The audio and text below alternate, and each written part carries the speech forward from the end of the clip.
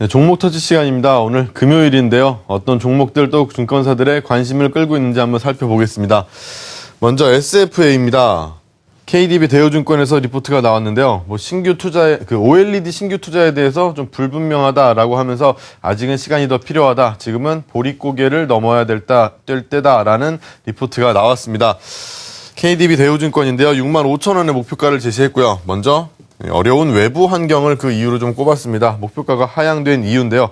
삼성전자의 프리미엄 스마트폰 성장이 조금은 둔화가 되면서 앞으로 이제 OLED에 대한 투자가 4분기에 본래 이제 이루어지기로 했었는데 이게 과연 가능할지 불분명하다는 것입니다. 그럼 이 때문에 SFA에 대해서 어떤 영향이 갈지에 대해 또 대우증권에서 이야기가 나왔습니다. 이제 2013년부터 2014년, 2015년에 이제 연간 매출 예상인데요. 2013년 매출도 변경 후에는 낮아질 예상으로 또 14년도, 15년도 모두 하향 조정이 되었습니다. 그래서 앞으로는 이 OLED 투자가 좀 늦어지기 때문에 SFA가 매출에서도 또 영업이익에서도 순이익에서도 조금 어쩌면 손해를 보지 않나라는 느낌을 받았습니다. 그렇다면 이 삼성전자의 OLED 전략은 어떻게 될까요? 얼마 전에 애널리스트 데이를 열었는데 여기서 이 향후 디스플레이의 미래는 OLED를 중심으로 간다라고 명확히 했죠. 그렇기 때문에 목표가 하향 조정하긴 했지만 지금의 주가가 좀 조정을 받는 상태가 매수 기회로 볼 수 있다라고 판단하기도 했습니다. 다음은 CJCGV를 보시겠습니다. NH농협증권에서 목표가를 제시를 했는데요. 65,000원 제시를 하면서 관심 종목으로 넣었습니다.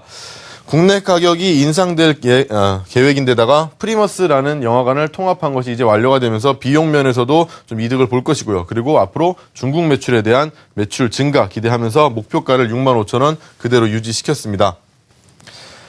다음 한세실업입니다. 신한금융투자에서 목표가를 냈는데요. 21,000원으로 상향 조정이 됐습니다.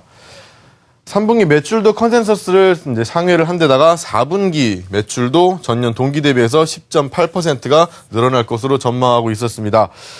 하지만 높은 밸류에이션이 좀 부담이라고 했었는데요. 2014년 실적 기준으로 퍼가 11.1배인데 이 시장 대비해서는 한 20% 정도 할증된 상태에서 거래되고 있습니다. 하지만 앞으로 좋아질 실적에 더 무게를 두었습니다. 그러면서 목표가 상향 21,000원에 이야기를 했습니다. 다음은 한국투자증권에서 나온 스몰캡 이야기를 좀 해드리겠습니다. 뷰웍스 이야기인데요. 뷰웍스가 이 디지털 엑스레이의 디텍터의 차별적인 기술력을 보유하고 있는 곳입니다. 그런데 지금 엑스레이가 한 90% 이상이 아직까지는 필름으로 돌아가고 있습니다. 근데 이게 디지털로 굉장히 빠르게 전환이 되고 있는 상태인데요. 뷰웍스가 다른 경쟁 기업들보다 한 20에서 30% 더 싼 가격에 이를 공급하고 있기 때문에 앞으로 더 기대를 한다면서 34,000원에 유지를 시켰습니다. 그리고 바이오스페이스인데요. 바이오스페이스는 체성분 분석기, 체지방을 재는 이런 헬스장에 있으면 누르고만 있으면 체지방 나오는 그런 기계를 뜻하는 건데요. 거기에 1위 업체입니다. 근데 지금 이 체지방을 재는 기계보다 훨씬 더 정밀도도 높고 또 오차 범위도 적기 때문에 앞으로 그 대세인 기계를 대체하면서 또 성장할 것으로 기대를 하고 있었습니다.